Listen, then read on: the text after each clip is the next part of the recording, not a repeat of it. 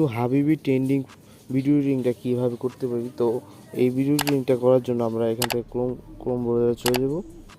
তো চলে যাওয়ার পর এখান থেকে আমরা লিখবো হাবিবি ক্যাপকাট এডিট। তো এটা লিখে সার্চ করার পর দেখতে পাচ্ছেন আমাদের সামনে একটা ইন্টারফেস চলে আসছে, সেখানে আমরা একটা ক্লিক করব। তো ফার্স্ট লিঙ্কে আমরা ক্লিক করে এখান থেকে এটাকে ক্যান্সেল করে দিব।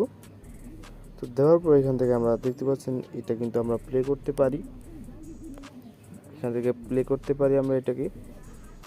তো এটাকে স্টপ করে দিলাম। দেখতে পাচ্ছেন 9.16 এরকম সাইজের আপনার ছবি নিতে হবে।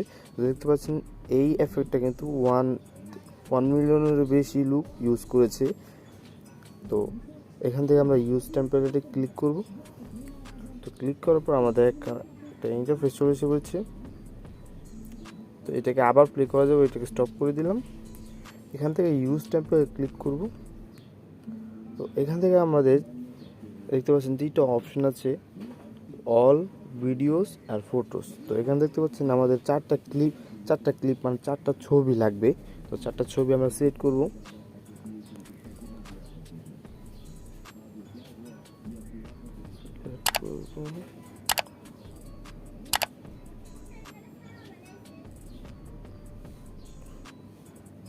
সো এখানে কিন্তু আপনারা দেখতে পাচ্ছেন যে আমি ভুলে চারটা ছবি মানে একটা ছবি বারবার সেট করে ফেলেছি। তো আমি এটা ভুল করে ফেলেছি।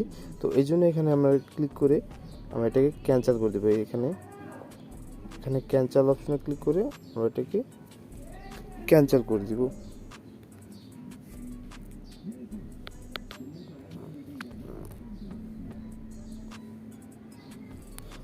তো এটাকে কাট করে দেওয়ার পর আমাদের ইচ্ছা মতো ছবি আবার নিয়ে নিব। তো এরকমভাবে আপনারা নিয়ে নেবেন।